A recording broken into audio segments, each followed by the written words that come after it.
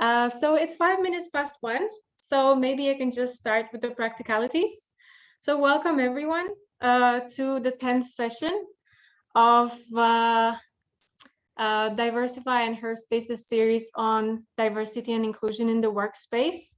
This time we're going to talk about disability inclusion, which is a huge topic in the DEIB agenda. And as I have already mentioned, our session is live streamed on Facebook, and it is recorded as well. So afterwards, you will be able to find it on YouTube. We will post it on our Facebook page. It will also be turned into a podcast, so you will be able to find it on Spotify and other podcast platforms. In terms of accessibility, we have allowed the live transcriptions during the session, so you can request for it. However, we do have a bit of negative experience with Zoom. Sometimes with live transcriptions, the screen tends to freeze. So it is up to you if you want to or need to use it. We welcome all of you in here, our amazing panelists and our engaging audience. As always, we are looking forward to a lively conversation in the chat, which usually takes place in there. And we encourage you to share your thoughts, your experience. If anything resonates with you, please share that in the chat. And also, of course, we highly encourage you to ask questions. We will have a 30-minute Q&A session in the end of today's session. So please, just to make it easier for me, whenever you want to ask a question in the chat, always preface it with the word question. And in case you would like to target it to any of our panelists, also write that in the brackets. That would be a great help for me so that I know which are just your insights and which are the questions.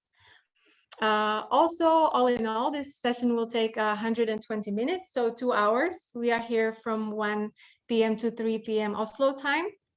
And 90 minutes are reserved for the panel discussion, out of which probably 10 to 15 minutes will be used for introduction.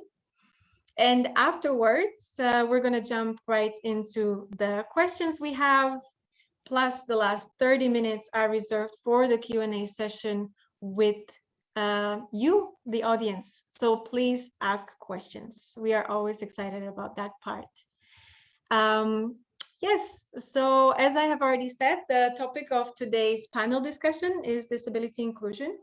And before we jump into our questions, I would just like you to get to know us a little bit. Maybe you know some of us already, maybe not all. So I will just start by introducing myself. I guess some of you who have joined us previously for these sessions, maybe you are looking for Hyacinth somewhere on the screen. And don't worry, she will be joining us as a moderator for the following sessions. But today I'm having the honor of moderating this session, and I hope I will do well. So my name is Susanna Warden. In case we're having any people in the audience who are visually impaired, I will describe myself. So I am a young white woman with long brown dreadlocks, brown eyes, quite pale skin, and I'm wearing a lively green shirt and a white blazer with thin black straps on it. I am a project and research manager at Diversify, and my background is in social work, project management, and development cooperation. I have previously also worked in the field of disability inclusion, more specifically in connection to vocational education and inclusion of persons with physical disabilities. So the topic of today's session is very close to my heart, and I'm extremely excited about the panelists we are having here today, and I can't wait to hear their insights and just, their experience and thoughts. So yes, let's get to know our panelists. I think we can start with Lucy. can you please briefly introduce yourself? I hope your internet connection works better now.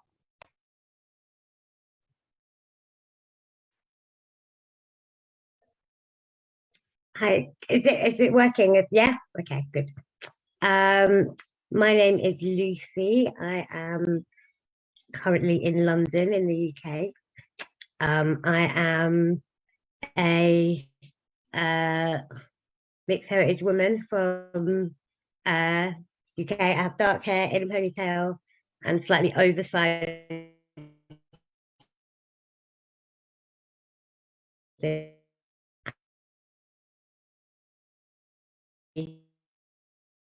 quite a colourful print on it, looking a bit like I'm meditating. That's generally my pose. And my background is in kind of human rights and advocacy work on a number of issues, including disability and inclusion. I grew up in this sort of inclusion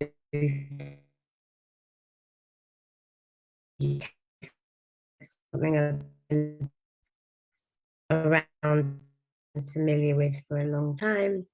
And I also work volunteering and sort of around mental health stuff too. I'm sorry, Lucy. So it seems like your internet connection is a bit unstable and you have been breaking up a bit. So we haven't fully heard everything you have said. And I just hope it's gonna get better. Yeah, I'm really sorry. This literally never happens. I'm so sorry. I Zoom all the time and it's generally not an issue. But hopefully it will just, yeah. Maybe there's just loads of people on all of a sudden or something. I don't know. Hopefully now it's working. So let's hope it will just stay on. So next on my screen is Gagan. Can you please introduce yourself? Oh, thank you, Susanna.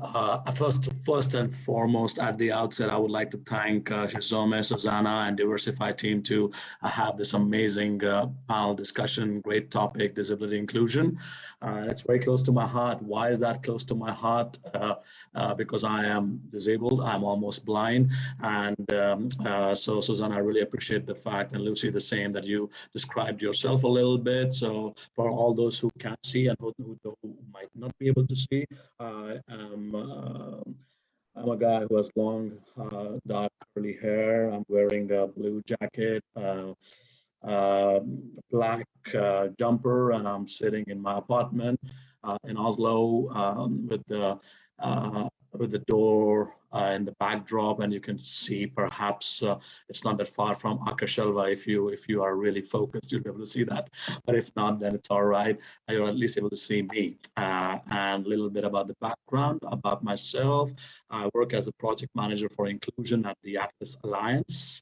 Atlas Alliance is one of the largest disabled people's organization umbrella, which is working in Norway, and it has projects across Africa and Asia. And prior to this, I worked in the research domain. I finished my PhD from Oslo Metropolitan University in social policy. I have been quite indecisive with what should I study, so I've got 3 masters. I'm 35 years old. One master's was in business and administration, one in special needs education, and one in international social welfare and health policy. And I've worked as a management consultant, researcher, public speaker, and capacity building workshop trainer across 4 continents. And that's about me. And I'm looking forward to the Q&A and engaging with all of you across the globe. Really appreciate for this fantastic initiative. I hand it over back to you, Susanna. Thank you very much, Gagan. So at last we have Chisholm, who we usually see here at our panel discussions, but please, can you briefly introduce yourself as well, Chisholm? Absolutely not, Susanna. I'm kidding. Yes, I will introduce myself. Hi, everyone. My name is Chisholm Udeze. Today, I am wearing a boring turtleneck grayish sweater, so nothing colorful or about it. And I have curly black hair, skin brown, Black. I am a Black woman, and wearing a red lip stain today. So yeah, I guess that's the only color in my screen today. And I am an economist and the founder of Diversify and Her Space and another company, Metal Consults. Happy to be here. I am incredibly passionate about diversity and inclusion, and I love learning, from the panelists to engage with, from the participants that join, and also challenging myself to learn and do better. So I'm really happy to be here, and I'm very thankful to Gagan and Lucy for being here, and Susanna for moderating. Thank you very much, Chisom. That was brief. Great. So we can jump right into the questions. I am prepared. I have actually printed them out for myself, so I don't have to be looking left and right on the screen. So yes, without further ado, let's jump into question number 1. And I think for us to be able to build this beautiful house, we have to start with the foundation. And let's start with the first quite general question. And that is, what is a disability, or who are persons with disabilities? Can each of you give us a brief definition? And can we start with Gagan? Absolutely, that's a great question. So what on earth is disability? So if you check out the United Nations Convention on the Rights of Persons with Disabilities, what's that? It's the first and the only convention in 21st century, which is targeting persons with disabilities. It defines disability as an evolving concept. And disability is something which emerges out of an interaction of individuals' impairment on one hand, and the barriers they encounter. These barriers could be attitudinal, environmental, institutional on the other. So that's like a brief definition of disability. And who are persons with disabilities? These are individuals who are unable to participate fully on account of these two things: their individual impairment and the barriers which are prevailing in the society. And this could be visible impairments and invisible impairments. Visible is someone like me who perhaps uses a guide dog, or someone on a wheelchair, and invisible would be someone who has chronic depression, anxiety. Yes. Thank you very much, Gagan. You gave us a very comprehensive definition. Let's see what Lucy has to add.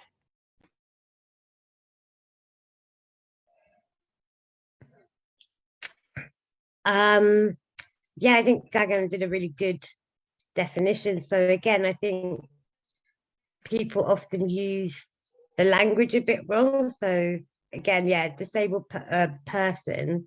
So I wouldn't say that I have a disability. I'd say I have an impairment. And the kind of disability bit is more like a political identity that disabled people themselves came up with and defined. And the Convention on the Rights of Disabled People is the first convention that was actually written by the group that it was talking about. So it was written by disabled people, predominantly.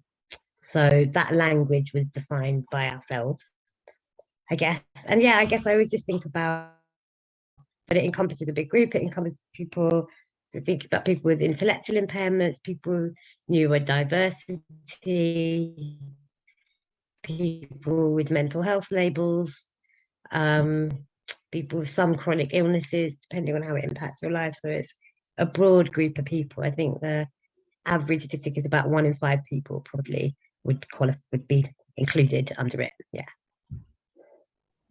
How's my connection?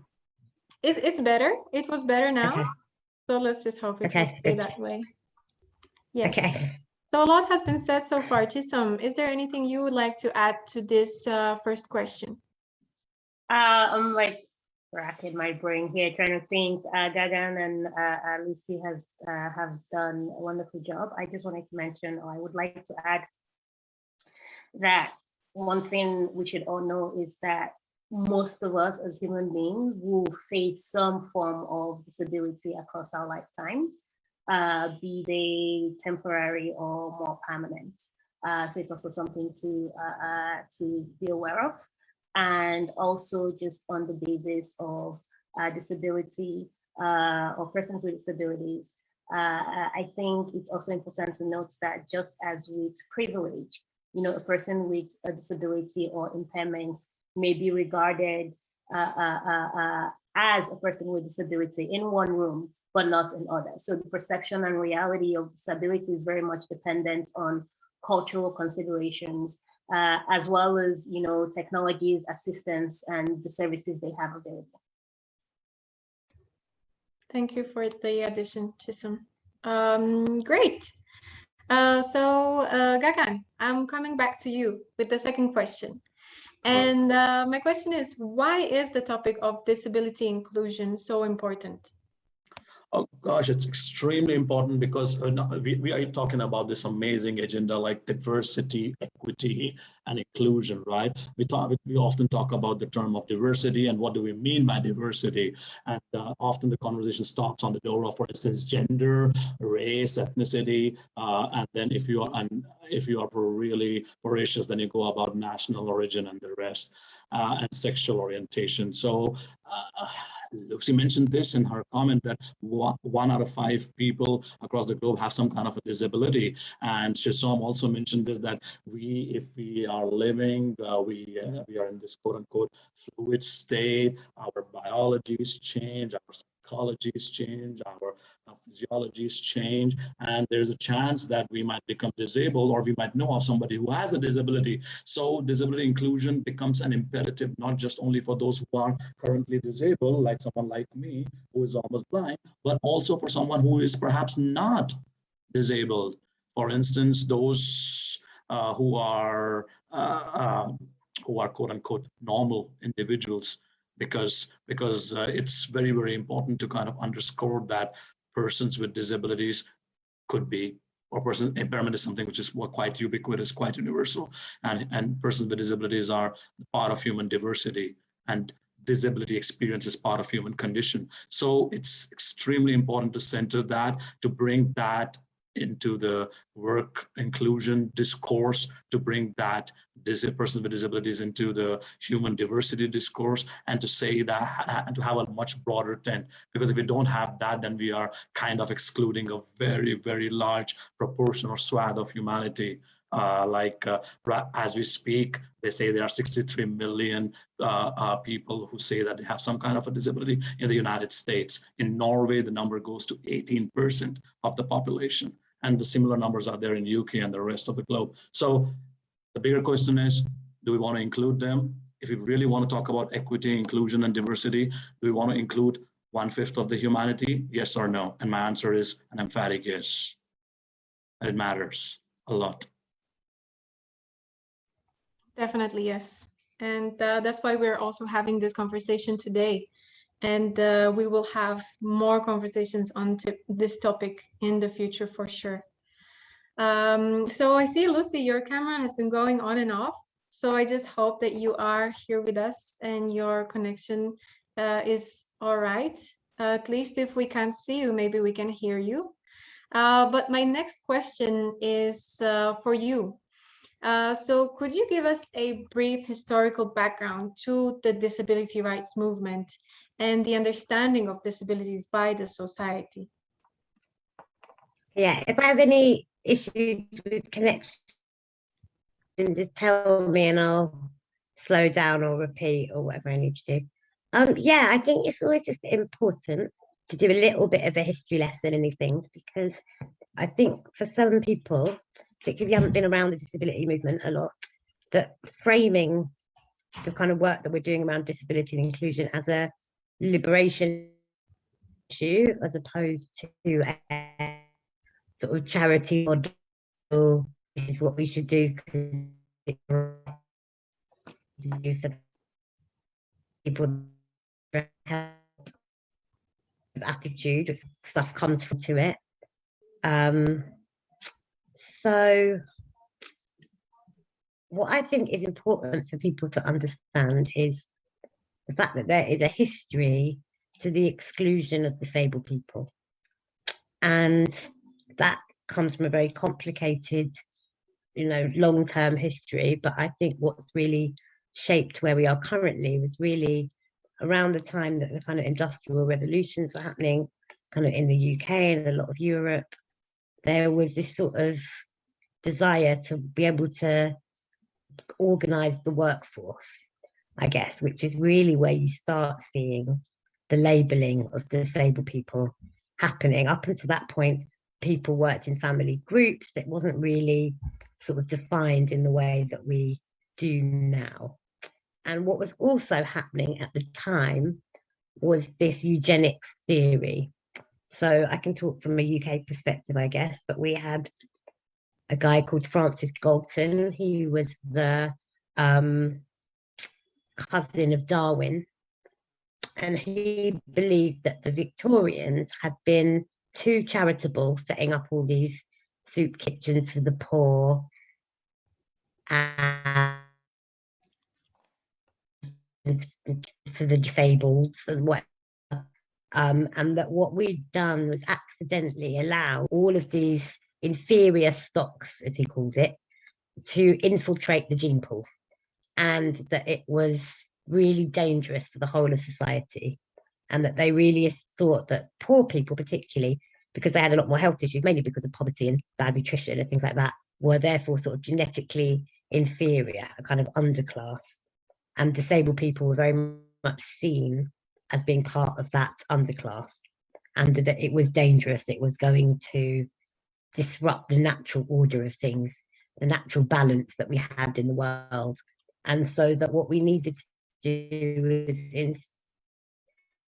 institute a whole load of policies to make sure that these people couldn't reproduce anymore. So in the Efficiencies Act, which was brought in by Winston Churchill, who, it drives me nuts because he was quite recently voted like Britain's greatest Briton, and people like love him, and he was actually a horrific person. But anyway, but he made this act that allowed people to be categorized into 5 categories. I think it was idiots, imbeciles, moral defectives, which meant like unmarried mothers and things, who are also seen as these genetically inferior, morally defective people, lames, and something else that was similar, physically disabled people. And if you were seen to be any of those categories, you could be taken off the street against your will and put in a single-sex, long-stay institution for the rest of your life. We have people who are now much, much older that are still in those homes. And this is sort of recent enough history that there's still people that have survived these sort of policies. There was something called the child catchers, which was a group of people that went around with these black cars looking for disabled children and pulling them off the street. About 50,000 children were taken off the streets and never seen again. So there is a real history to it. And one of the parts of that also was the creation of segregated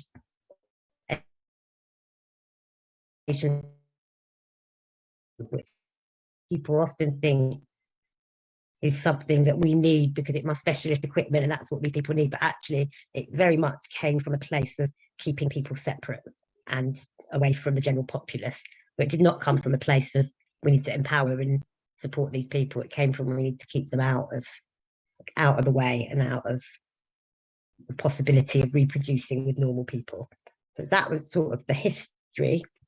And then obviously there's also been a big disability rights movement. So there's been a lot of disabled people organising and campaigning for legislation. So we now have much better kind of equality laws, and we have human rights as a group, but we still have a way to go. For example, I don't know what people would guess, but in terms of globally, I think the estimation is that only 3% of disabled children are in any form of education whatsoever at the moment. And that's not even talking about decent, inclusive education, that's any form of education. So we're talking about things about access to work and all those things. Obviously, people have no access to education, that is going to be a big barrier. So these are still the kind of quite big foundational issues that I guess we're working on. And there's also been a lot of work kind of recently looking at kind of intersectionality and disability, and looking at what it's like, for example, if you experience both disability, oppression and racism, how those two things interlink. There's been quite a lot of work looking at the kind of, intersectionality.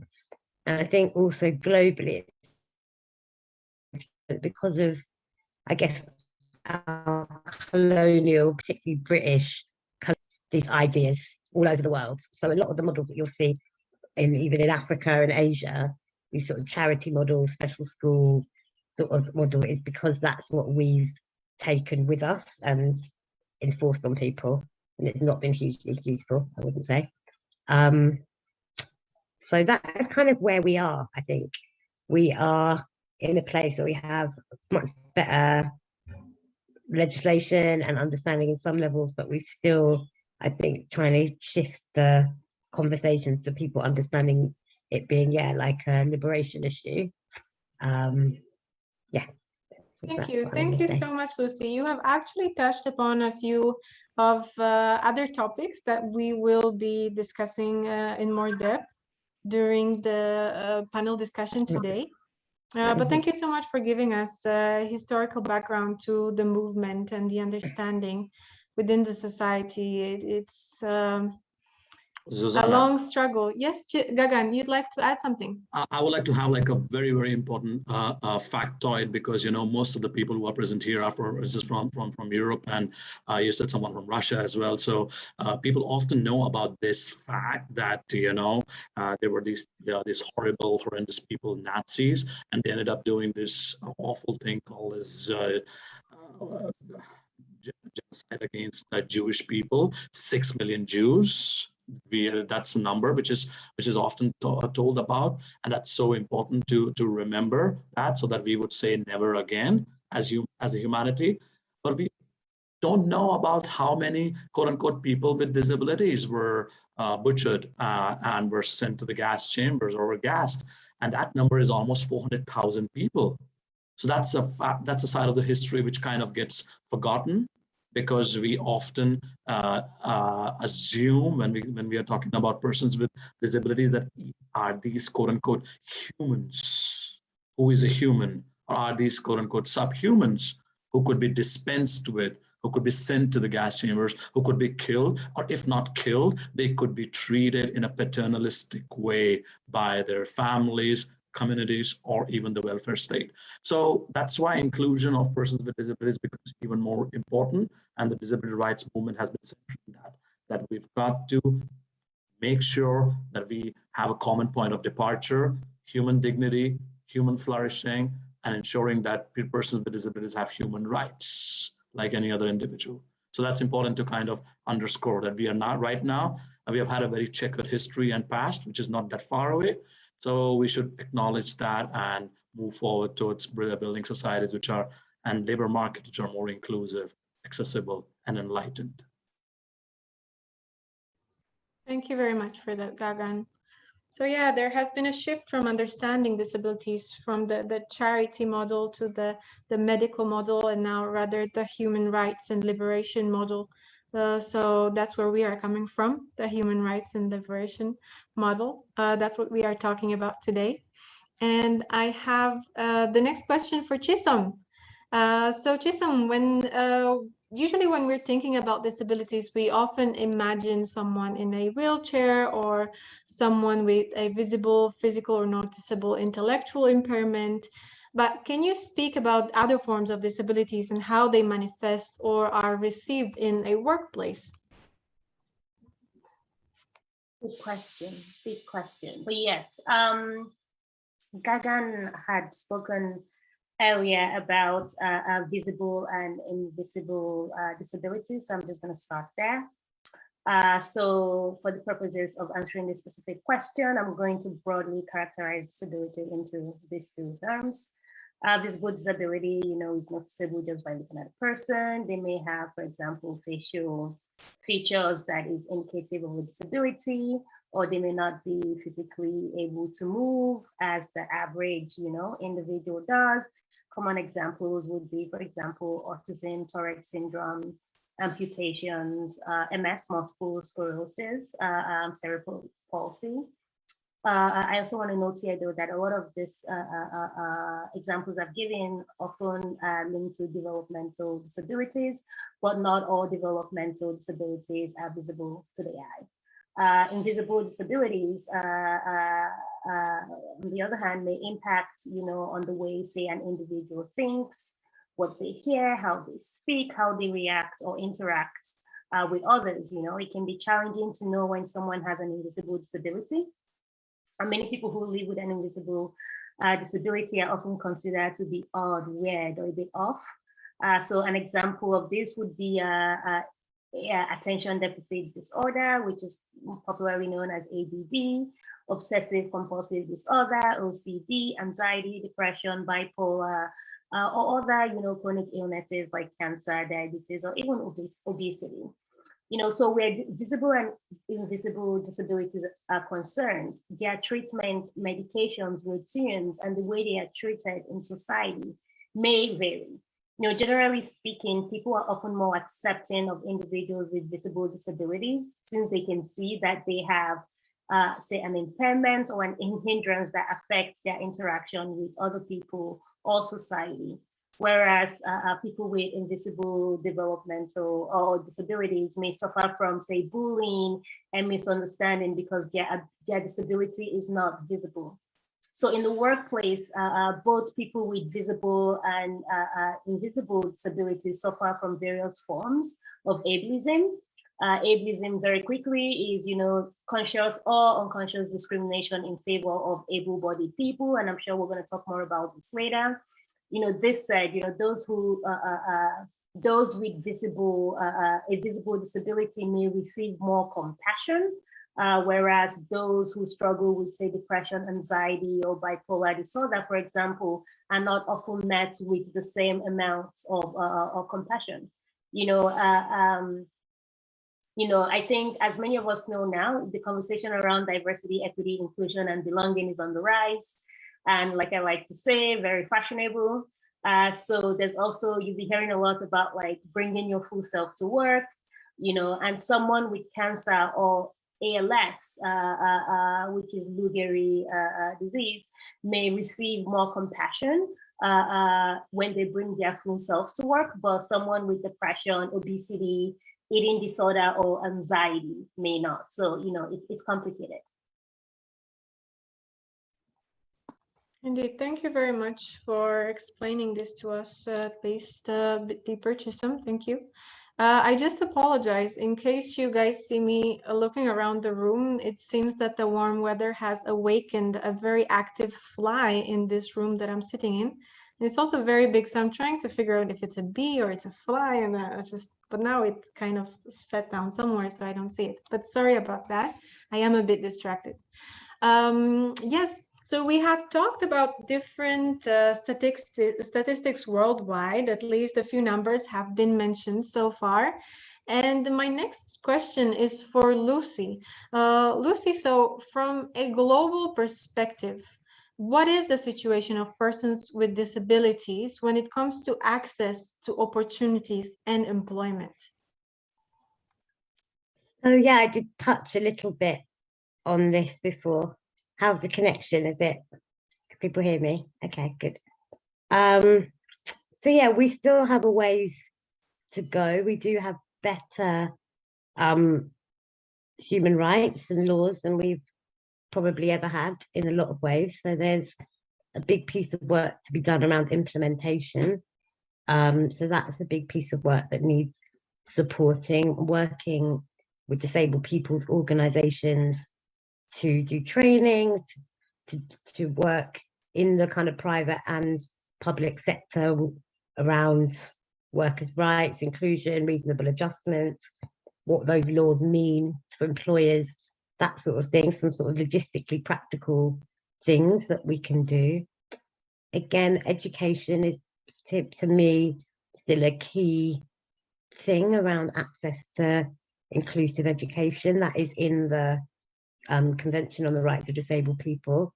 What is interesting for me is I've noticed that I've seen a lot of where people have changed the word inclusive to quality education and stuff, which is a very subtle but quite dodgy change of language, because there is a big industry of segregated provision for people, care provision, and institutional care and special schools that are profit-making schools, and they have very well-funded lobbies that put a lot of pressure on keeping these policies that keep some sort of role for them. And unfortunately, they have a huge amount more resource than the organisations run by and for disabled people, which are typically very underfunded.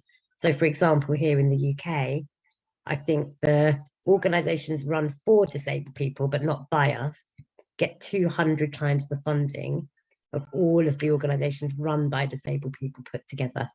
That so things like that. So we have a shift in the way that we look at resourcing disabled people's organisations. I think when there's sort of things like corporate sponsorship and stuff, it's really good to look at projects that are run by disabled people rather than some of the bigger charities that are not actually run by disabled people.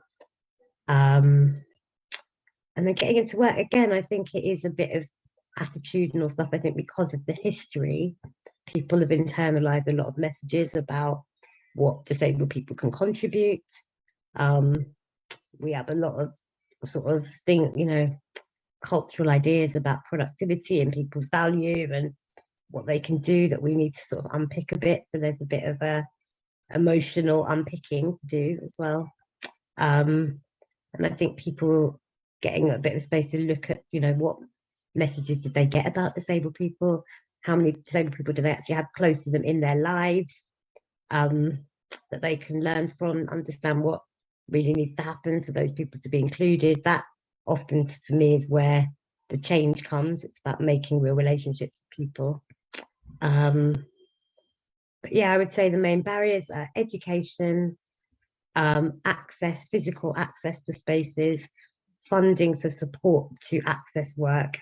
So for example, and at the moment, depending on where you are in the world and what sort of direction your government is facing, there's been a bit of a roll back on some of that stuff. So certainly in the UK, for example, we've cut back a lot of the resources that we had, like access to work and things like that, and much harder to get. You have to work, have a much higher paid contract to even qualify for it, things like that. So it's, it's also about keeping the things that we fought for and gained and hanging on to them, because they will try and claw it back any moment they can.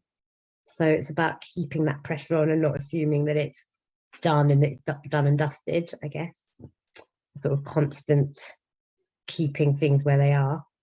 And yeah, I think also there's probably some stuff around for people with intellectual impairments, neurodiversity. I think there's also big questions about how we can make work environments more accessible for that group of people. And we need to do a lot more consultation with those organisations. I think just, because of the way things have been set up, a lot of the voices that have shaped the movement have been voices of people with physical impairments, because typically we've been more resourced, we've had more access to those meeting spaces and things. So I think that's a place where we need to do some thinking.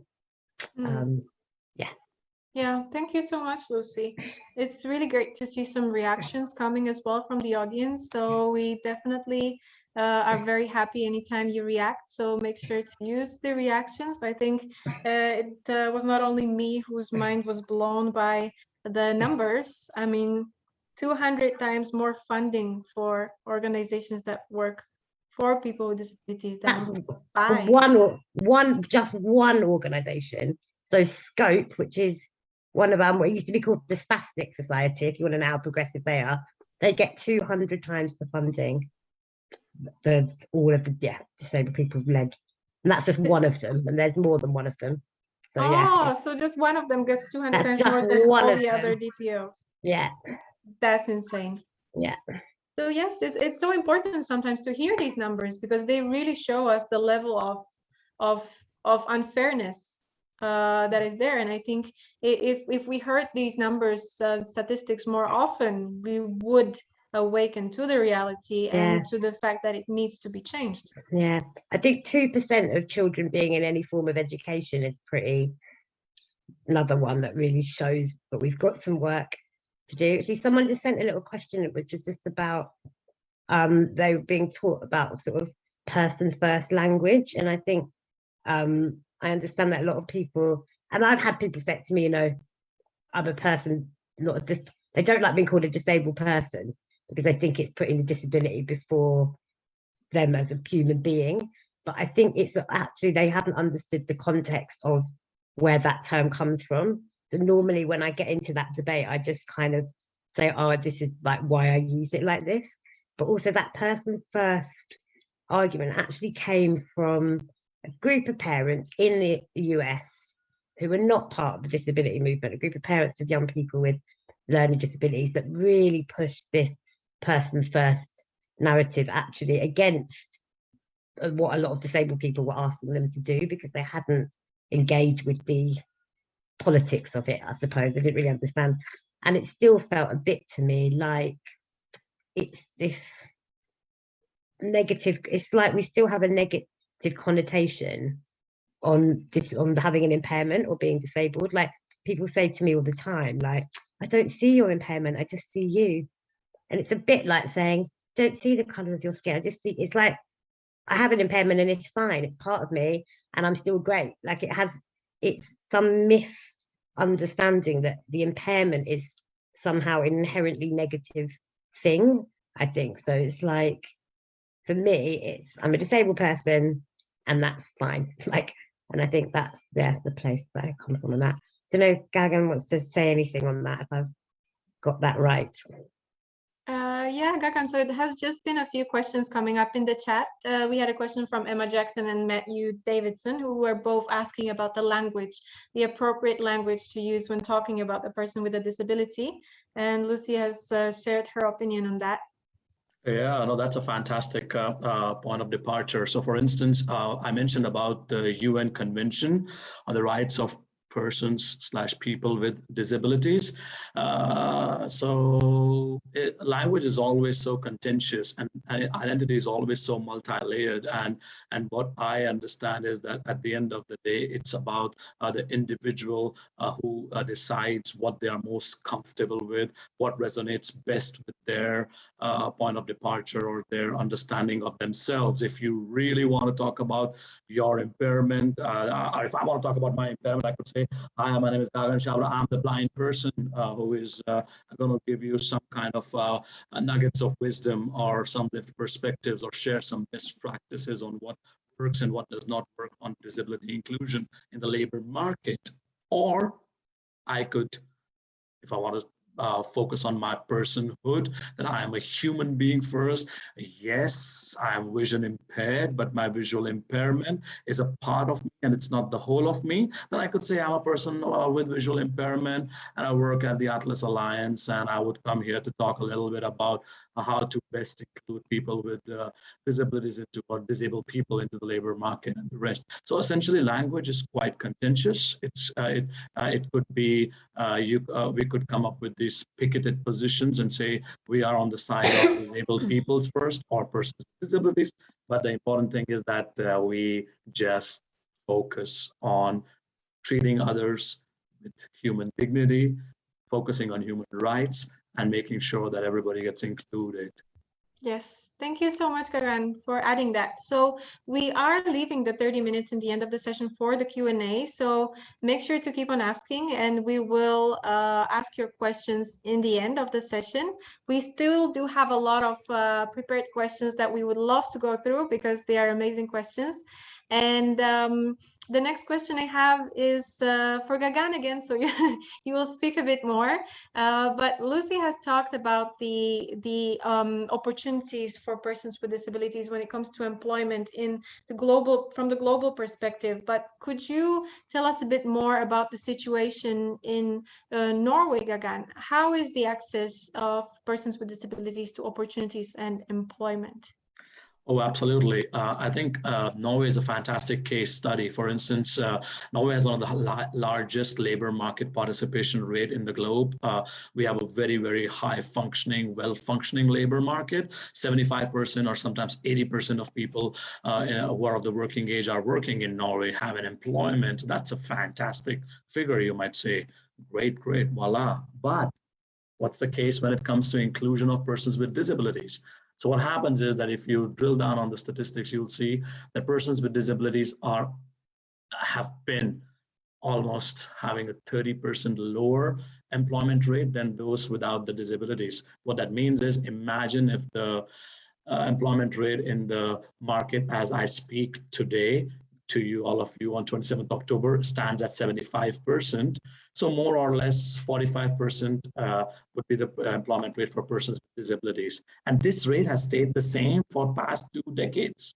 It has not improved. It has not become better. And you might wonder, why is that the case? And people have discussed about it, talked about it, researched about it. And predominantly, there are 4 barriers which people talk, which are pernicious in the Norwegian labor market, which might resonate in labor markets in Spain, in Germany, in Russia, in the United States, other parts of the globe. And what are those 4 barriers? The first and foremost is the barrier of cost. If I'm an employer, and if I look at a person with disability who is blind, or who's on a wheelchair, my first question is, geez, how much do I have to pay to get this person into my workspace? Perhaps the person would want to have an elevator. Perhaps he or she would want to have screen reading softwares and the rest. Or if the person has an invisible impairment, then the question would be, oh, perhaps the person would not be able to work on a regular basis or full-time work. So no, there's high cost for me. I would rather go for a choice which is a little easier. So let me pick up some other person who is quote unquote non-disabled. Second example is the example of productivity barriers. Like the classic example, if you have a disability, then perhaps you will fall sick often, perhaps you will be unproductive or less productive. So I don't want to take the risks to employ you. Sorry, thank you, but no thank you. A third barrier which often gets talked about is the informational barrier, that employers don't know enough about the capabilities which persons with disabilities could bring on the table.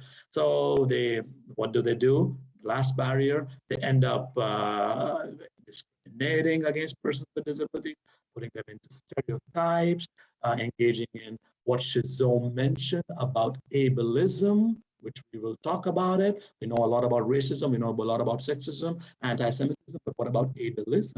And a word which would be important to perhaps chew upon, discuss later on. And so essentially what I would like to highlight is that because of cost barriers, because of productivity challenges, because of informational bottlenecks, because of discrimination prevailing in the labor market, a vast majority of persons with disabilities, in spite of their qualification, in spite of getting education. By the way, education in Norway is free.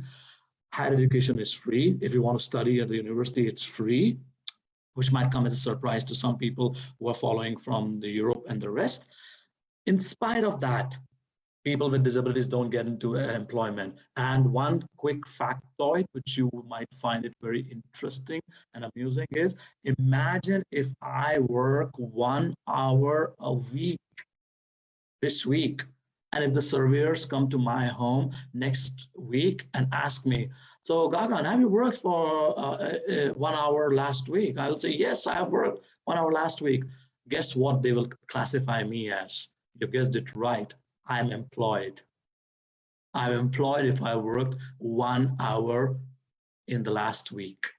So that's something which is mind-boggling if you think about it. So it's a very shambolic state. We spend a lot of money in Norway, almost 4.3% of our GDP, gross domestic product, on disability protection. And in spite of having great initiatives, in spite of having a very comprehensive social benefit system, social welfare system, we are unable to include persons with disabilities into the labor market. And this story might replicate in societies wherein they don't spend that much as well on social protection. So yeah, perhaps Norway is not the quote unquote paradise for labor market inclusion. Thank you for busting that bubble for us, Gagan. We are not living in the dreamland, and there is still a lot that needs to be addressed in Norway as well. And Lucy has mentioned the topic of intersectionality in the beginning, and now we're coming to Chisom and her favorite topic, because yes, intersectionality is crucial within the topics of DEIB. And Chisom, can you tell us what is the interaction between intersectionality and disability inclusion? So yes, intersectionality is a bit of a love language for me, for better and for worse. So I'm going to try to capture this as briefly as I can. So first, give credit where it's due. It's an analytical framework that was coined by Kimberly Crenshaw in 1989. And it seeks to understand how our social and political identities combine, interact, and intersect to create different modes of privilege and discrimination. The intersection of various identities, so gender, ethnic, sexual, racial, or religion, might create complications for people with disability when seeking full inclusion. Sometimes it's really hard to know why you're being discriminated against. Is it because you're disabled or Black or queer or a woman? The challenge of being part of a group that face discrimination can intensify when an individual faces multiple biases simultaneously. So in this regard, having a disability might not be a person's biggest barrier to inclusion at the workplace or in society. Their race, religion, or gender might bring more harmful interactions, including violence, than a person's disability. So for a person with disability, it can be complex, quite intricate and frustrating when trying to authentically balance and navigate all of their multiple identities simultaneously. You know, because some identities can create barriers to, say, services, and others can worsen exclusion of people with disabilities. So it is really worth interrogating also the stigma and the shame that come with disability in social, professional, and cultural spaces. Gagan and I spoke earlier about invisible disability and how sometimes may seem like a privilege. It might actually lead to misidentification or a handicap of definition when a person is defined by their most visible identity. And just to round up, it's also worth noting that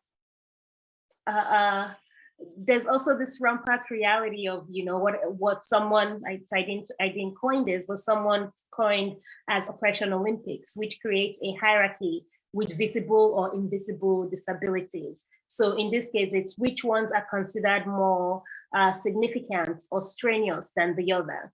So in other words, you know, think of when we're talking about people with or persons with disability, which disability is seemingly more severe and which should receive more attention and resources. So intersectionality and how it affects each person, it's complex and dynamic, and it will continue to evolve throughout our lifetime. What we most identified with, say, 5 years ago, might be different with what we identify with today. So it's important that we have compassion and respect for the diversity of identities that exist within an individual.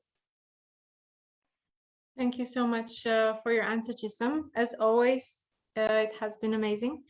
And you just made me think about Oppression Olympics, and it sounds like something done in ancient Rome thousands of years ago, but it's actually happening still within our society, within our minds.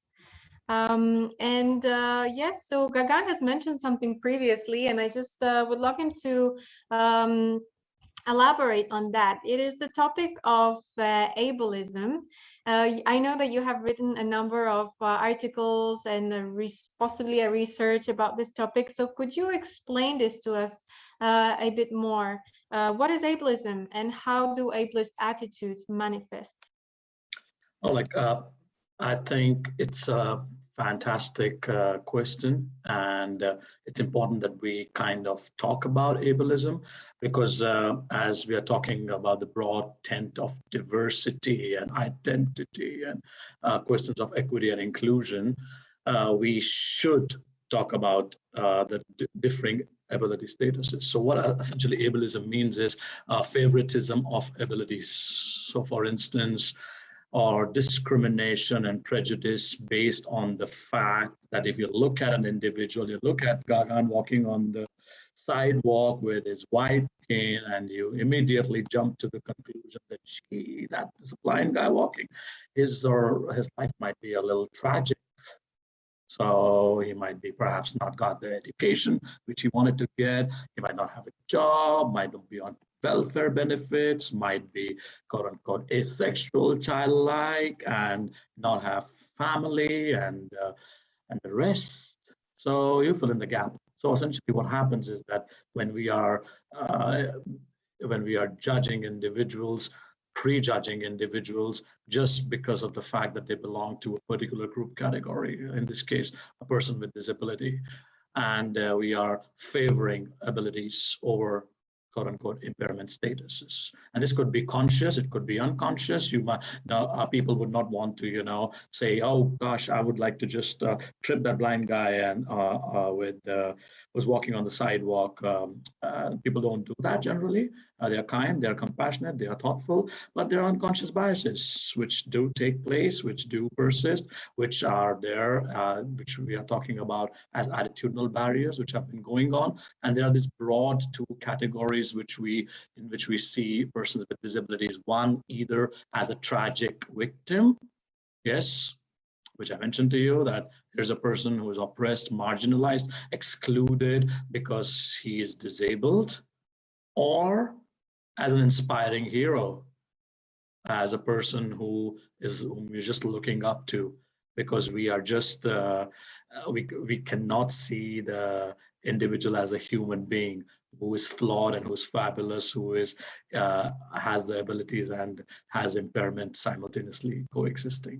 So ableism kind of problematizes all those things and reminds us of our temporarily able-bodiedness, which I'm sure we will be touching later. So if you want to remember ableism, you should remember that when you're dealing with a person with a disability, we often kind of put them into these two bigger buckets: tragic victim or inspiring hero. And either tragic victim will push you towards the idea of subhumanity, and inspiring hero will push you to the idea of superhumanity. And the quote unquote, the human being, the humanness, the one which is in the center gets lost. And ableism kind of says, don't do that. Judge the individual by his or her merit. Yes. Thank you. Thank you so much, Gagan. This was a very comprehensive explanation. And we have actually had a whole session about unconscious bias. So you can always go back in our YouTube channel and search for it if you want to learn more about unconscious bias. Because yes, as Gagan said, it's oftentimes not conscious actions of, us trying to discriminate a person who is disabled, but it is the unconscious bias that does the work. I see, Lucy, you have unmuted yourself. Do you want to add something? Yeah, is that okay? Just a quick, I guess this was some of the work that I've done around ableism stuff. But yeah, again, I think just looking at it as a sort of, if you think about the history that we've just talked about and the fact that there's been so much sort of separation, that it kind of isn't surprising that people have then internalized or inherited some kind of strange ideas actually about disability, disabled people. So there's the kind of quite in your face ableism, I guess, where things are just not accessible, or someone says something completely ridiculous or really prejudiced. But there's also, I guess, the more sort of subtle stuff around close relationships and power dynamics and things. And we've done quite a lot of work in the inclusion movement here at looking at that more interpersonal side of it and trying to unpick some of that and how it plays out. And we do a lot of like peer listening groups just to look at that stuff. And I think something that Gagan said that I thought was interesting was about, that it's there's a bit of a fear, I think, in a lot of people about becoming a disabled person, and that's part of what can kind of stop people looking at these issues a bit. So I think, yeah, having space to look more kind of personally at your relationship to this stuff is a really useful thing to do. Yeah. Thank you, Lucy. And we actually do have a question for you coming up here. I would like to ask you, since the pandemic has changed how people view working from home, you know, where this kind of workplace inclusion is concerned, pre-COVID, the persons with disabilities have been told that remote work has not been possible, but now that has changed for all of us. So I would just like to ask, you know, how has the employment market changed or evolved for persons with disabilities? And what are the effects of working from home for them? Yeah, I guess it's a mix, you know, it's a real mixed bag. For some people, it's actually been quite useful because it cuts all the traveling out, which on a logistical level for a lot of disabled people is complicated and expensive. I can definitely, having just visited Norway, trying to get an accessible cab in Norway was an experience. So, you know, things like that, not having to do things like that every day, it's actually been really good for a lot of people who can work independently from home. However, if you are somebody who needs support to be in employment, that's been really tricky for a lot of people.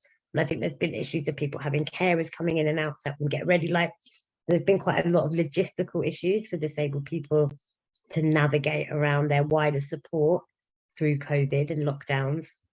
I think for people who have mental health struggles, some of the isolation that's been going on has been a big thing that we need to be thinking about big time, and offering people space to be connected to each other and kind of deal with a bit of what the last 2 years has been like, and any places that's left them. I know people that have almost become a bit institutionalized, particularly disabled people who struggled a bit with that anyway, but have got a bit scared now of sort of coming out into the world again. So I think there's been a bit of some stuff around that. So I think, yeah, doing things to pull people back into community is going to be really, really important.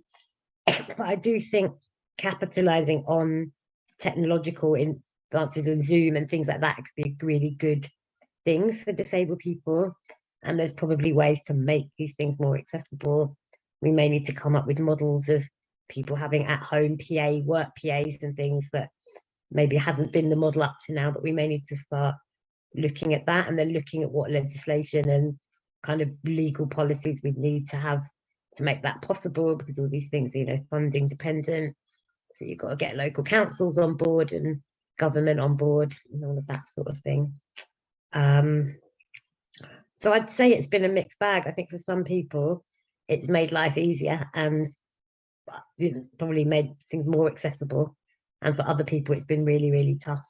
And we need to make sure that we're putting a hand out to those people. Not a handout, like a, you know, pulling them in. Yeah. The opposite Thank you of a so much. handout. Thank you, Lucy. Yeah, I guess, I mean, it has been kind of the same for all of us. Somehow challenging, somehow it had some benefits, but definitely mostly challenging. And there is a lot that we have learned from this, and a lot we need to build on now. So just to tell you a bit of technicalities, we do have 20 minutes left for the panel discussion part of this session. So I will just ask our amazing panelists to also try to keep their answers crisp, but still deep. That's a challenge for you. Let's see if you can do that. And yes, we are getting some compliments in the chat, which is great.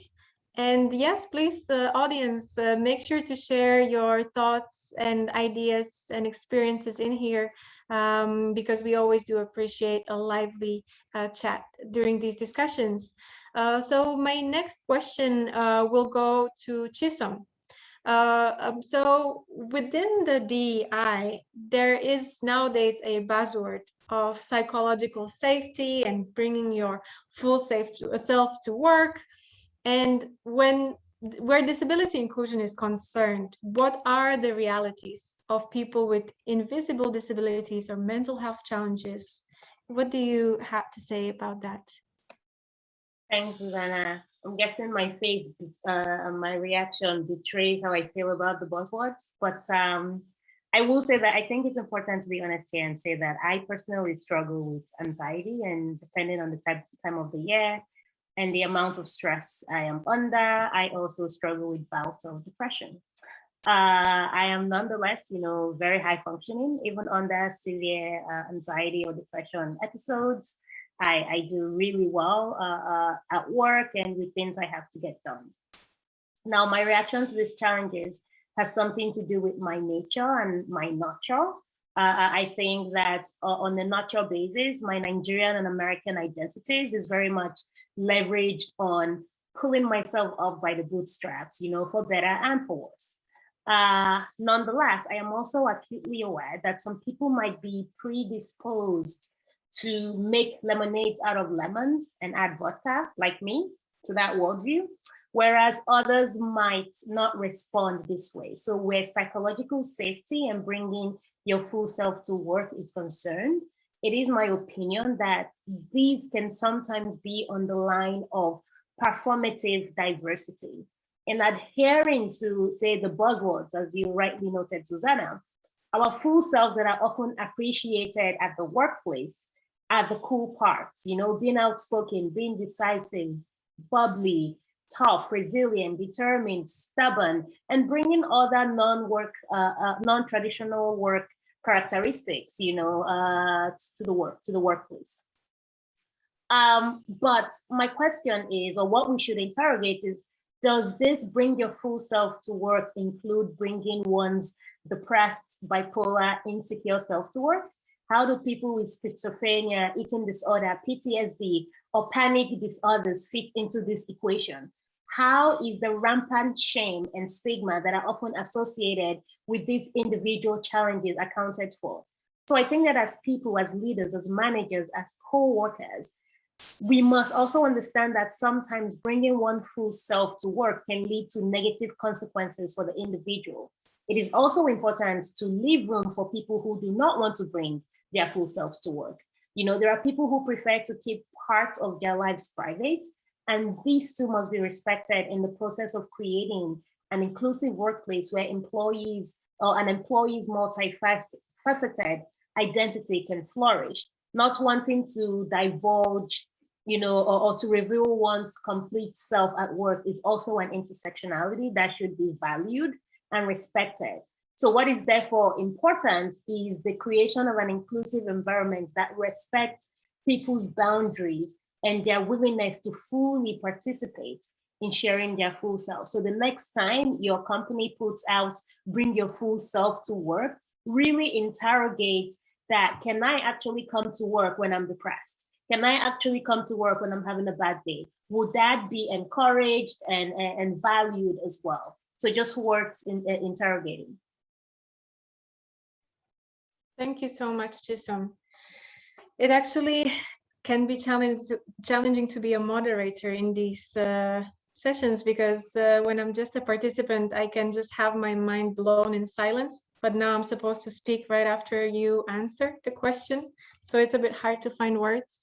But that was, you hit the nail on the head with, just people being judged differently based on what they're dealing with, and these kind of buzzwords are not always as fancy as they seem. So I would like to ask Gagan the next question, because it's something that has also been mentioned during the session. Where disability is concerned, Gagan, no one is untouchable, right? As many of us face it at some point or the other in our lives. Can you speak more to this fact and clarify what temporarily able-bodied means? Yeah, no, I think it's so important to stay humble, open-minded, about ourselves. You know, we often should remember that when we came to this beautiful planet, which Carl Sagan said, a pale blue dot, back in the day when we came to this world, we were quite miserable and dependent on our mother and parents and communities and the rest to survive, you know. And then the older we grow, there's a higher chance that our sight perhaps does not work as well as it used to do. Our hearing is perhaps not the best. Our memory there are laps, there are gaps, and our movement gets a little bit fidgety and the rest. So I think when we look at a human being's life from a broader perspective, at a philosophical level, we should appreciate that it's a flux, which I mentioned. Our biologies, our psychologies, our physiologies are in a state of flux. They are moving constantly. I go on a vacation and to Trysil, to somewhere in Alps. I'm going downhill skiing and I fall down, and the next thing I know, I've hurt my leg and I'm having fracture. What happens? My ability to move gets restricted, and if it's a worse accident and I have a spinal cord injury, the next thing you know, I'm on a wheelchair. Or if it's even worse, what happened to Michael Schumacher? We know where he is right now. So what I'm circling back is that I cannot jump and become a Caucasian, blonde, Viking individual. I cannot. But can you become disabled? Can you get an impairment? And the answer is yes. There's a possibility, a distinct possibility. If you live long enough, I wrote one of the pieces, if we are lucky enough to live long enough, then there's a high chance that we board the Disability Express or we check into Hotel Disability, not Hotel California. So what is so important to remember is that when we think about disability inclusion, when we think about workplace inclusion, when we think about equity, when we think about creating a society, a labor market which is open, inclusive, and accessible, don't think about the other. Don't think about, oh, I'm doing this out of, if you are a human resource person, if you are a CEO, if you are a decision maker, a policy maker, a politician, a bureaucrat, think that perhaps I'm doing it for me because I might be that person. I might become impaired, I might get the impairment. Or my mother, my elderly mother would want to go to the cinema. My child with Down syndrome, perhaps, who's not yet born, might want to participate in the school system, which appreciates him or her. So essentially, having a much more empathic, more open-minded, more inclusive approach towards disability, both visible and invisible, because after all, we are all temporarily able-bodied individuals, aren't we? Thank you so much. You gave us some food for thought, Gagan. Again, hard to search for words, right? But yes, it's a very important insight to have, to hear, and something to think about, because disability is something that we all might experience at some point in our lives. And my next question will go to Chisom, and it is about tokenism. So Chisom, how does tokenism show up in the workplace and daily communication or our society at large? And how can we avoid it when it comes to, tokenism and persons with disabilities? Thanks, Ivana. Okay, tokenism is widely both intentionally and unintentionally practiced by many companies in the world. It is the practice of making only a symbolic or performative effort in appearing diverse and inclusive by, say, recruiting a small number of people from underrepresented groups, so as to appear like your workforce is diverse. Tokenism shows up in other diversity parameters, including but not limited to sexuality, ethnicity, gender, disability, race, and religious equality within a workforce. And how does it show up? So for example, when a company uses photos of a diverse group of people in its branding or communication, whereas a simple LinkedIn or employee page search shows that the team is largely homogeneous, that's one way it shows up. So to avoid tokenism, diversity and inclusion actually needs to be fully integrated into the foundation and fabric of an organization. Diversity is a number game and relatively easy to achieve. Inclusion is evident in a company's culture, and both go hand in hand. One cannot sustainably function without the other. So the goal should be to create a culture where everyone feels included, valued, and respected. So just for some tips, and this is not an exhaustive list on how to avoid tokenism.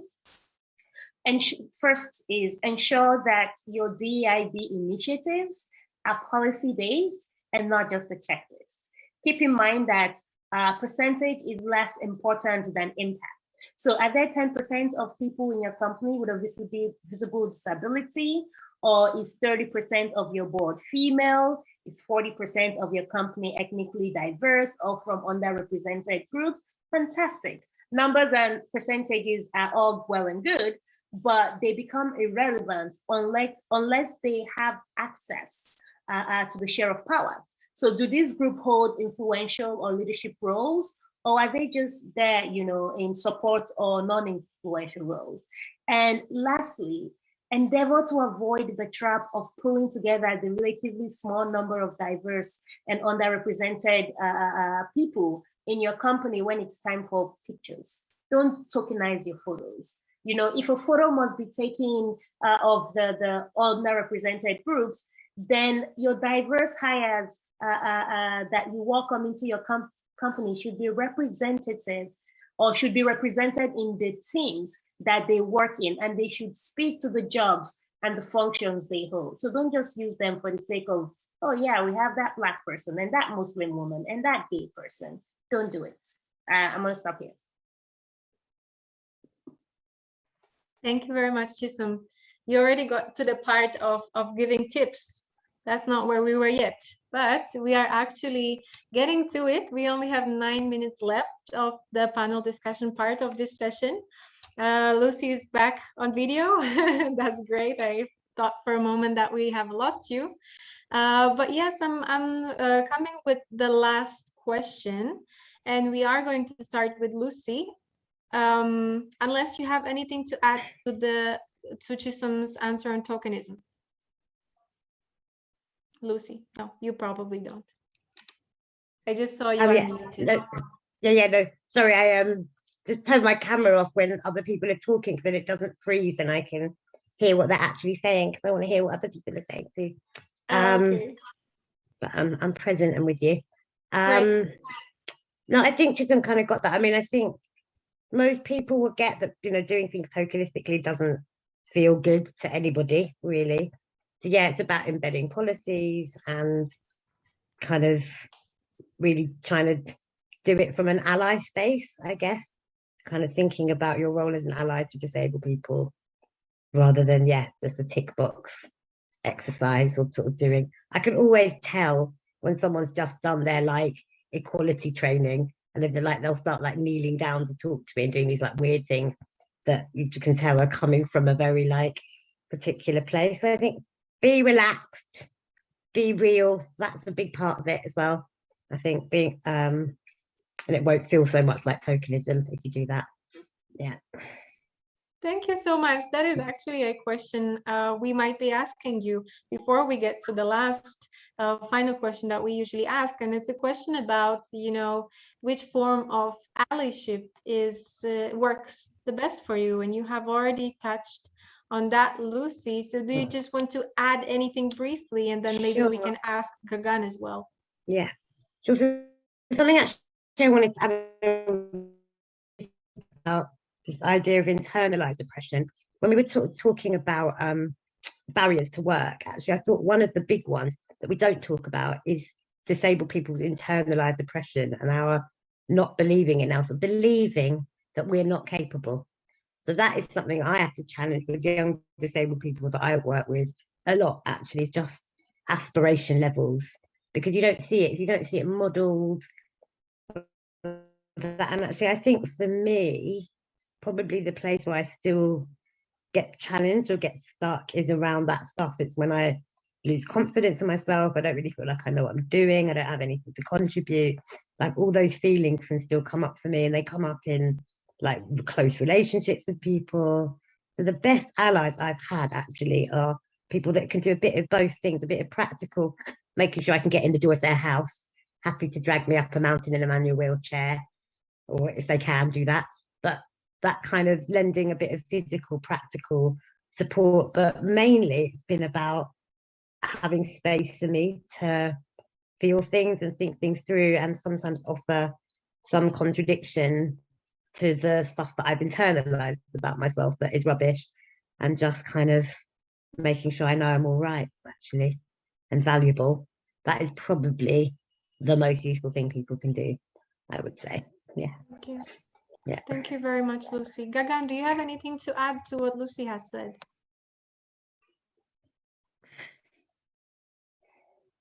Oh, sorry, Gagan, you are still muted.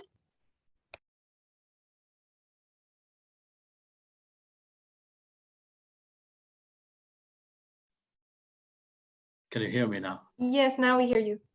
Great. Yes, I think when it comes to allyship or any of these questions, what I would want to always emphasize is this aspect of being human, remembering that that we all, not to sound too pessimistic, but we all share a common destination. Doesn't matter our race, class, gender, sexual orientation. Which is called as, it's the most democratic institution, it's called as debt, remembering that. So if we have that as a backdrop, and if we want to stay human, and if we know that human beings are flawed and fabulous, vulnerable and resilient, having moments of health and not moments of unhealth, or sickness, is part of human condition, then it's no longer a chore to be an ally for any of the causes which we find ourselves talking about. If it's a cause linked to combating racism, it's not you instantaneously become an ally, because you're like, okay, they're talking about being created equal and having equal worth and human dignity. That's our point of departure. So what I would like to just underscore is that yes, identity is complex. Yes, it's multi-layered. Yes, we would want to focus on specific aspects of our identity, but at the same time, we should not forget that the bigger question that we are human beings, and it's important to treat others the way we would like to be treated. Just to remember that golden rule in a way. So allyship becomes not a chore; it becomes instinctively quite easy to grasp with and follow it up. And so somebody would. It will not take, if I'm walking on the street and if I need some help, then it will not be, oh, let me help this person out of charity or sympathy or so on. It becomes a little bit like, oh, I'm just helping a fellow human being. He is in strife, just as the way I could stop by and help other people if I see a woman crying sitting on the park bench alone. Perhaps she has been having a bad day. Thank you, Gagan, of reminding us of the golden rule.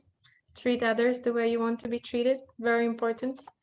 And yes, we only have 3 minutes left for this session, at least the panel discussion part of it. And so we're coming to the last question that will be targeted at all our panelists, and everybody will have just 1 minute to give us one tip on how to include persons with disabilities in the workspace. Chisom, go. That was scary. Go now. I think just kind of like an umbrella tip that I have on this, and usually like in a lot of matters around diversity and inclusion, I'm going to use an example from what Gagan always says, because I've been talking to Gagan a bit in preparation for this panel. And Gagan usually says nothing for us without us. And I think for me, that would be my number one tip. Do not create solutions for people with disabilities without the consultation, participation, and leadership of people or persons with disability, right? So I think that because this is something that you find quite rampant across the workplace and DEI initiatives where, you know, you're creating an initiative or a project that is supposed to be diverse and inclusive, but then you look at the people who've done it and it's actually not representative of the people for which they're trying to include. So nothing for us without us. That would be my tip. Thank you so much, Chisom. Next, let's see, Lucy, can you just give us a brief answer on one tip on how to include persons with disabilities in the workplace? I guess, yeah, do it from an ally space. Do it because it's the right thing to do. Do it because it will make your workplace a more diverse, nicer, more insightful place to be for everybody. Because the things that we need to do to make things inclusive actually just make things better for everyone, more humanly, you know, slowing the pace down, listening to each other more, thinking about each other as individuals, what our access needs are. If somebody needs to cry for 10 minutes before they can actually get on with their work in the morning, like all of that stuff actually makes things better for everybody. So doing it from that place and thinking that, you know, you will benefit because you will get to have relationships with a whole community of people that you haven't had in your life up until this point, and they're great. So I guess, yeah, doing it from that space. Yeah. Thank you so much, Lucy. And Gagan, you're the last one to answer this question. One tip on how to include persons with disabilities at the workspaces. You want me to give the silver bullet, the panacea, the one thing which is going to just work and solve all the problems?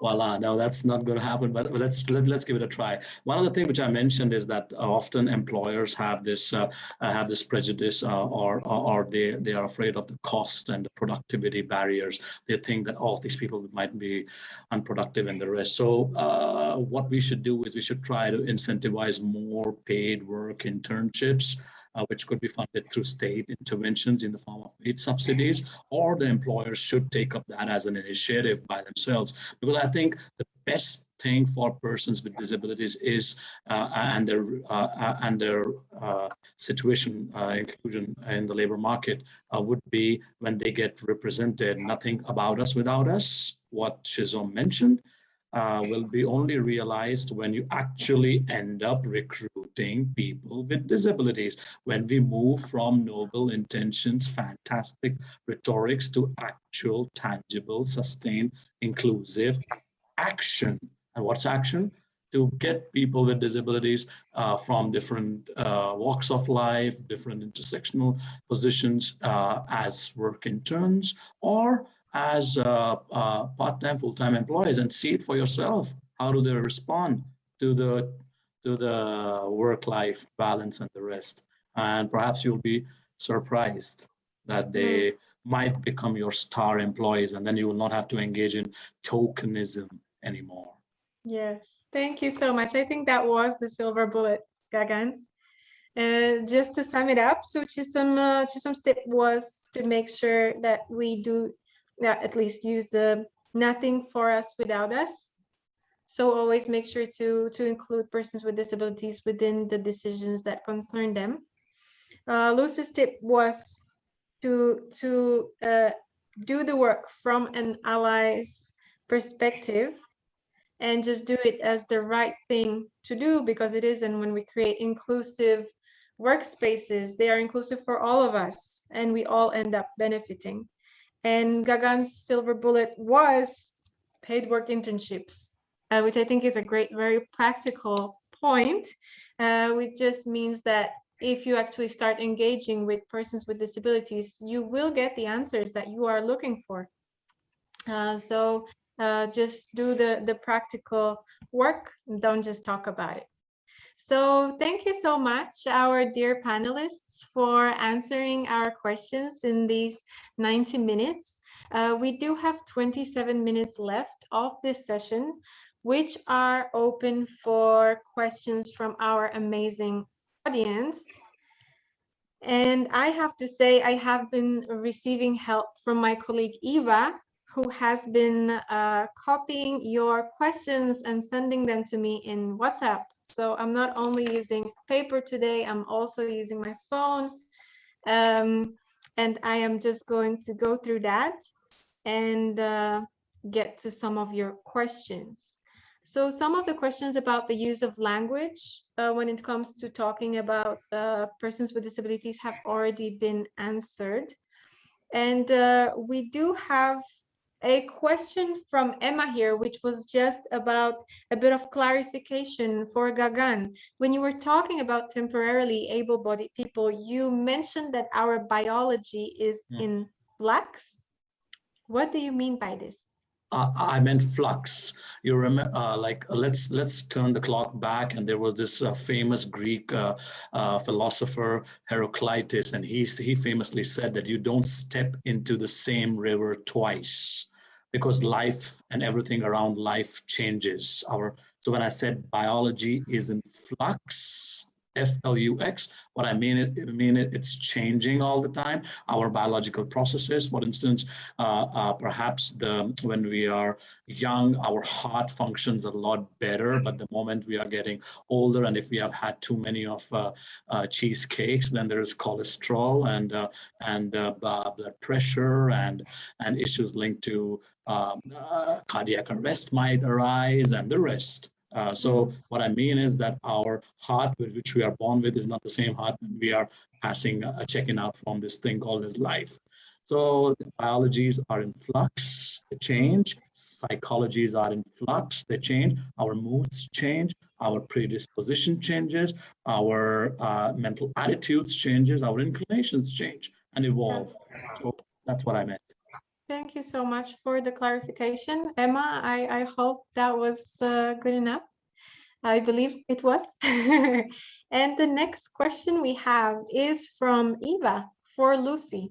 So Lucy, you have mentioned the topic of internalized oppression. Can you tell us a bit more about that, and how does the inclusion of disabled people work within the community of persons with disability?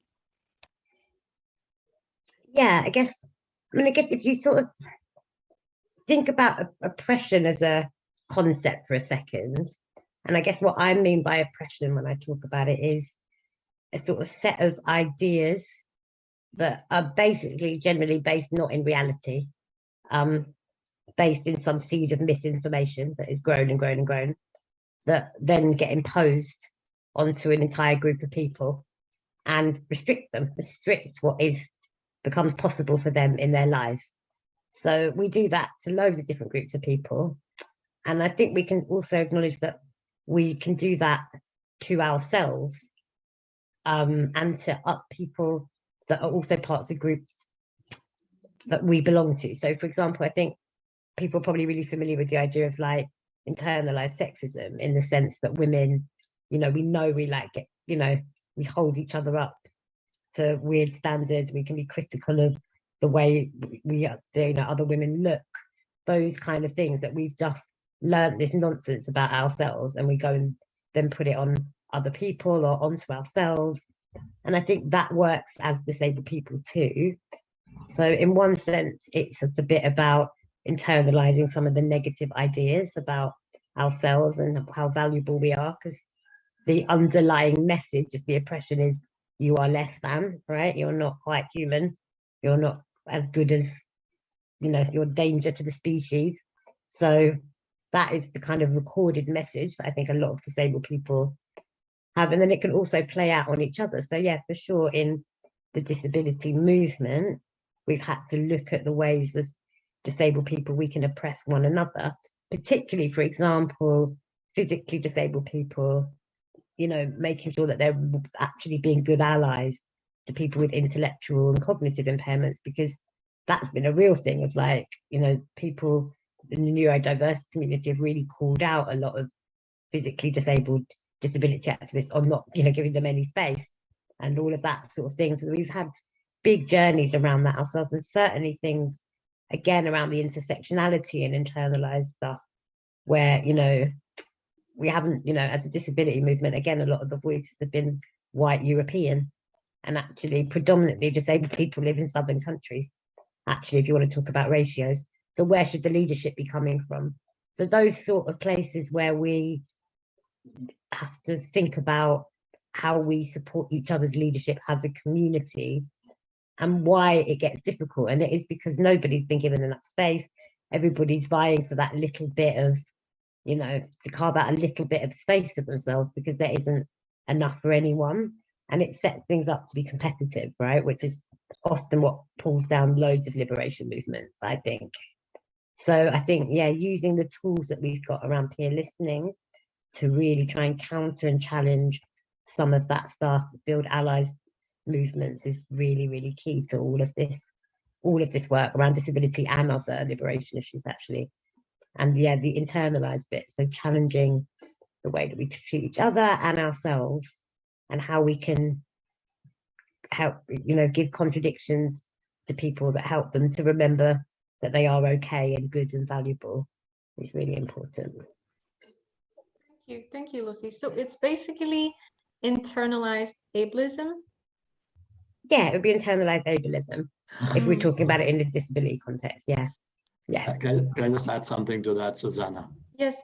Like generally ableism, which we talked about, works in three I's. Three. Number one, institutionalized ableism. Number two, ableism emerging out of individuals. And number three is internalized ableism. What is institutionalized ableism? A bank saying we would not recruit anybody who sits on a wheelchair because we want people to stand. Those who are quote unquote greeters, or those people who are assisting us consultants. That's in the policy. So that's institutionalized ableism. What will be individual ableism? I look at an individual who is walking on the street. She is on a wheelchair, and I instantaneously go on the other side of the sidewalk. I just look the other way because something in me says, oh, feel a sense of disgust, perhaps, a feeling, bizarre sense. A number that's individual. The third is internalized, which was being referred to, is that this, imagine the millennia of being told that you should be cured, or you should be fixed. Your disability has emerged out of your sinfulness, according to the religious text. According to the medical text, your disability is, or impairment is emerging out of your poor quality of genes. You are not fit, and the rest. Imagine being told for thousands of years. And of course, that has a huge impact on the individual psyche and their choices. They might feel that they are not equal, they are not good enough, they're less valuable. That's why centering the discourse on human dignity, human worth, and human flourishing, human rights is so important. Fight all these three ableisms. Yes, thank you so much, Gagan. I actually wrote it into the chat. So the three I's of ableism are institutionalized, individual, and internalized. It's always easier to remember when it's like I, or whatever people come up with. So yes, the next question we actually have is about, it was from Tendai, and maybe Chisum can answer that. Are you obligated to inform your employer of an invisible disability? It's a complicated question, I think. I see that Emma has written about, from her perspective, working in HR, that, if the employer would need to make adjustments, all of that, then of course, it's something that you need to like you need to disclose. And also, Emma talked about that in a lot of EU countries and Norway, that they are obliged to provide you with reasonable support. And of course, the definition of reasonable is great. And she also said something as well below, that sometimes if it hinders your ability to perform, then of course you're contractually obligated to disclose. On that last part, I agree. On the first part, I struggle with agreeing with fully. Because the reality, for example, of different groups of people, even though there are rules and regulations that forces mandates companies to actually create space and an inclusive environment for them, people with different intersectionality face different constraints. So for example, a white woman with a mental health challenge receives more compassion than a Black woman with a mental health challenge. And these are unconscious biases that a lot of us hold. So how do you navigate that space? So sure, your company, so you've been hired, and as a Black person or as a Black woman, you announce that, hey, I have anxiety or I have depression. And of course, they provide you with the resources that you probably need to do also work from home, work half days, whatever it is. You might find that unconscious biases tend to manifest in the type of work you get, the type of projects you get pulled into, the type of tasks you get. So I think that ultimately, it's really difficult to give specific answers, especially when different intersectionalities compound, because they can worsen the way we all experience the world. So I wish I could sit here and say, of course, disclose all you want to the employer, but I'm a Black woman, I live in this skin, and I know my reality. And my reality is different from Susanna's. And just that is a statement of fact. And I also think that it's important that people do not have to feel that they must disclose their disability in order to have an inclusive environment. I mean, employers do the freaking work. Like, just do the work, create an inclusive environment that is tolerant and supportive and values everyone regardless of how they come. So if you approach me tomorrow and I don't smile like I always do because I'm having a bad day, you don't need an answer from me. Just understand that, yeah, Chisom is a human being. Maybe she woke up on the wrong side of the bed today, right? So create an environment that actually fosters, that supports people to come as they are so they can thrive as they are. So people should not feel obligated to disclose, of course, unless it hinders the particular job that they are supposed to do. But just in general, absolutely not. The company needs to do the work and ensure that people can actually come as they are and not have to share the things, you know, like I said, people should also feel if they want to compartmentalize part of their lives, that is their right to do so, and it should be respected. Thank you so much, Chisom. I haven't been able to see the reactions of our audience because I mostly just see the four of you, but I saw Gagan smiling. So yes, I was reminded of the song by Kurt Cobain, "Come As You Are." I don't know that one actually. Kurt Cobain, "Come As You Are, As You Were." Oh no, actually I do know it. I almost wanted to ask you to sing it for us. I'll sing it on the weekend. Oslo, that's where you'll find me, somewhere on the street. Sounds great. I will be looking for you, Gagan. So the next question we have here is from Nikki, and it's quite similar to what has been discussed in our last question, but I think we can give it a bit of more of a practical angle. So does anybody want to answer this? What can those within HR and leadership do to be more inclusive of employees with disabilities? And I think we can give a bit more like an answer when it comes to practical measures. What can be the practical measures, practical steps to actually include persons with disabilities in a company from an HR or leadership position?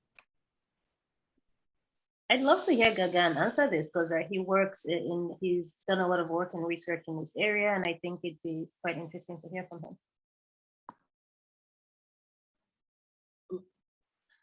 Sorry for putting you on the spot. Susanna, no.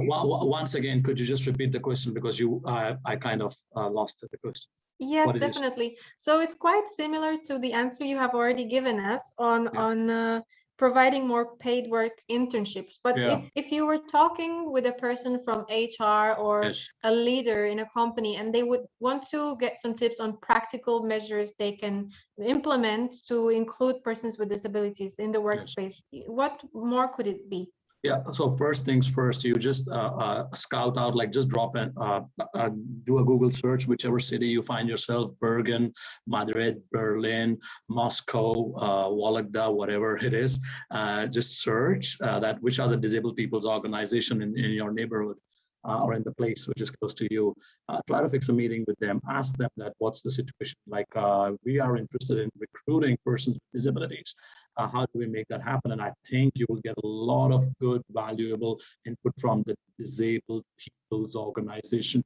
I'm sure there will be at least one in your vicinity, if not, then of course, you could lean on the international ones as well. That's number one. Number two, since if you are in the human resources, the best thing is to kind of go to your CEO or the leader of the organization, make a case about it, that I have gone to this seminar or this panel discussion, and guess what? Voila, we could all be impaired. A guy was talking about temporarily able-bodiedness of all of us. So should we, when we talk about quote unquote vulnerable groups, when we talk about diversity in our policies, and we talk about gender and race and ethnicity and sexual orientation, could we add the word disabled people there as well? Because once when it becomes, and if the CEO says, yeah, I think that's a great idea, once when that happens, the policy gets formulated, and then you can get into action. And there's now with these DPOs, the Disabled People's Organization, start talking to, if you have quote unquote employment specialists in the welfare state. In Norwegian context, they are NAV people, labor and welfare administration people. Reach out to them and say, we want to see if we could recruit some qualified people for work internships. And guess what? Norway can offer wage subsidies. What that means is you recruit a person with disability in a full-time position, but you pay him or her 40% of the salary for the first 6 months, 1 year, and the rest gets covered by the state. Isn't that a great deal? That's a great deal, if you ask me, as an employer. And then you test the person, train the person, help the person to thrive, and guess what? You'll see that more often than not, people would want to excel, because what they are actually looking forward is one good opportunity to one foothold in the labor market. And when they do, they're more often than not, they stand their ground and they contribute. So yeah, those things might help. And if not, then just shoot a mail to me and we could grab a coffee if you're in Oslo. If not, I could drop an email with 20 other suggestions. Thank you so much for that. Lucy has something to add. Yeah, just a quick one. I think on very practical ones, I think, yeah, like suggesting to whoever makes decisions about training and things at your organization that you should get some inclusion training from disabled trainers in your specific workplace. So that's something that should happen on a very practical level. I think having a space where you check in with any employees that you're responsible for that might identify as disabled people, creating spaces for that to check in, how's it going? Is there anything more that could do? Because often people get shy about, they don't want to be a nuisance. They get scared if they bring too many needs to you that they'll lose their job or something. So creating space for that can be useful. And I think having a very kind of taking a strong position on physical access stuff. Like I still feel like, I say in my own experience, I work in the social change sector. I guess I work with lots of NGOs, pretty switched on people. But the amount of organizations in this office is still up a flight of stairs, or only one part of the building I can get into, or there's no loo yet, or all of these sort of things. But actually, people make excuses, and a lot of it's financial. But my real gut is actually a lot of it is that people are not really trying hard enough to find properly accessible spaces and things like that. So I think taking quite a strong position that you just wouldn't do it if there was another group of people that were coming into your space, and every time they walked through a certain doorway, the door just smacked them in the face because they were gay or something, you would never dream of using that building as an office space. But because it's disabled people that can't access half the space, it's kind of acceptable. So I think having that kind of, taking a strong position on that stuff and modeling it and making sure all your events, all of your things are always as accessible, physically accessible as possible, with PAs, hearing loops, all of that sort of thing. Even if you've got no disabled people coming, that you set a tone, a culture around that other people learn from. That is just a normal, what people can expect when they walk into a room is ramps, accessible place to sit, hearing loop, support if they need it. Like, yeah. Yes. If I could add, yes, Jason. I want to add to that, and I agree with what both Gagan and Lucy said. I want to echo what I see Pauline wrote in the chat, which is hire diverse people for recruitment positions, because it would also help identify biases and hopefully bring more diverse people into the room. So that's a really good point, and I completely second that. And I think that one of the things, I think sometimes being a bit strong and forceful is one of the ways to go in changing culture, in terms of when you have initiatives or projects that target including, say, more persons with disability in the workplace. Don't make it just a project. Don't make it just an initiative. Imprint it into your policy. And even better, you know how companies have like bigger projects and they put a bunch of managers and leaders and CMOs and all of that behind it, and they have KPIs and deliverables, and someone is paid to deliver results at the end of the year. Otherwise, they're going to answer to the big boss.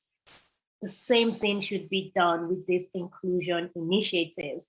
Put numbers, put KPIs, put hardcore deliverables on it, and I guarantee you will see really like actionable and measurable change. So I think that's also something we think about in terms of not just what we do, but how we can do it and how we can ensure that it is sustainable and that it has longevity. Thank you so much for adding that, Chisholm. I actually wanted to read out Pauline's comments, so thank you for elaborating on that. We have 4 minutes left in the session, and we do have last question here from Sayantani. It's a question for everyone, and I'm gonna add a twist to that question, because the question is, what does unconscious bias have to do with disability and disability inclusion? And I would just like to throw in the well-meaning gestures, because oftentimes when talking about unconscious bias, we just imagine the negative unconscious bias, but sometimes even the seemingly positive gestures might actually come from unconscious bias and might be harmful. So does anybody want to chew on this bone? Oh, if I could just share like 2 stories, and then I think Gagan and Lucy can explain a bit more about it. Just 2 well-meaning stories that I have experienced. I remember standing outside of, I think, a Kiwi shop. Just newly had a kid, she's in a pram, and I'm out to my walk. I think I was waiting for a friend who went into the shop to pick up something. And then this man passes by me, and he gives me some coins, like kronas. And he said, here, buy yourself some coffee. And I'm confused, right? I'm thinking, do I look like I should drink coffee? And then he continues by saying, you know, I spent a lot of time in Africa. I assume that you're African, and I assume that, you know, you maybe don't have, maybe you need a coffee. So I thought I'd buy you a coffee today. And I thought, like, I couldn't respond, you know, like it's one of those situations that after they leave, you think about all the fantastic things you could have said that kind of just escaped you in that moment. So I'm sitting there like, and then he left. So I'm left with like this 20 krona or 30 krona, whatever it was he gave to me. So that's one well-meaning gesture. And I read something recently on LinkedIn. It was a man in the workplace who, I think after everyone being back, you know, they're showing their kids. And other people show their kids and, you know, like, oh, super cute. And then he shows his own kid, who is a vibrant 5-year-old with Down syndrome. And the first response he got was, I'm sorry, because that assumes that having Down syndrome is something to pity or is something less than. So just wanted to put in the well-meaningness into context. And then I think Gagan and Lucy can jump on.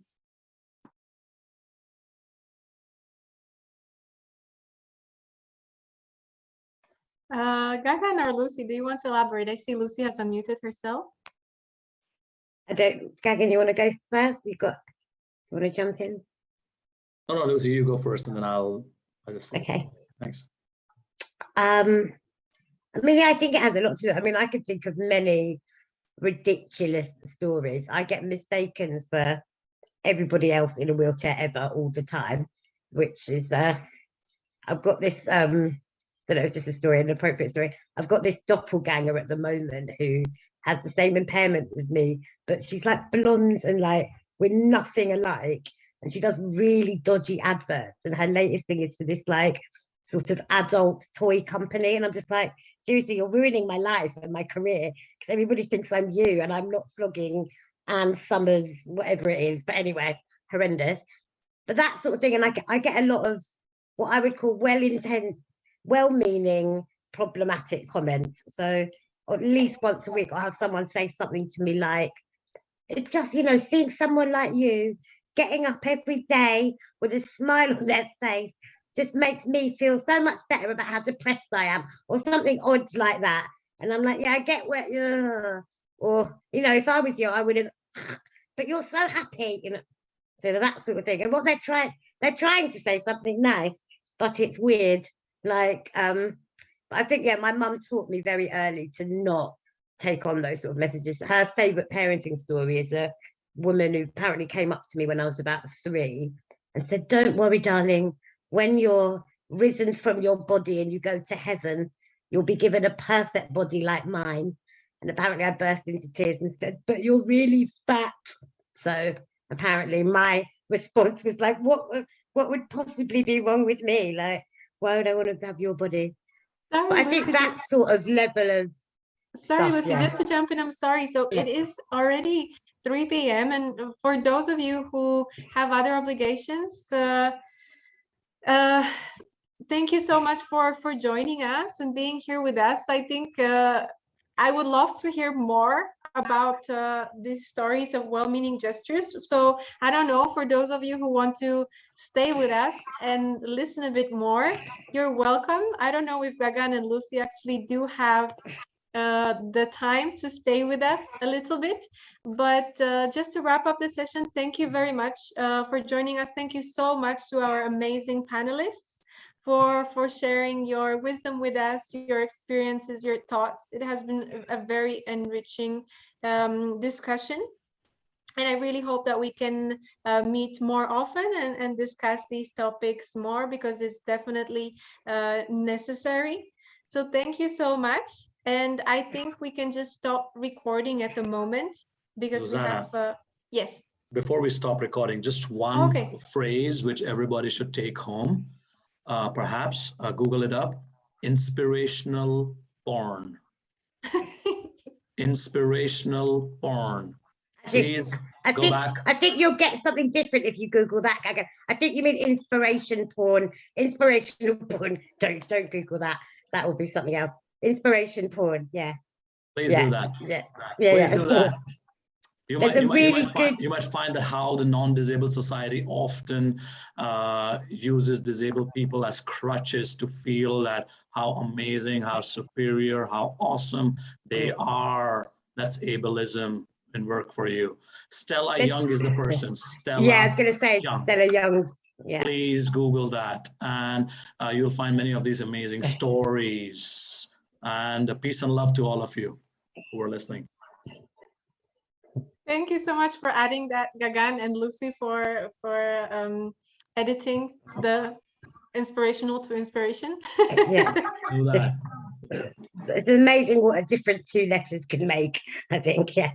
Okay. Bye-bye. Thank you. Thank you all.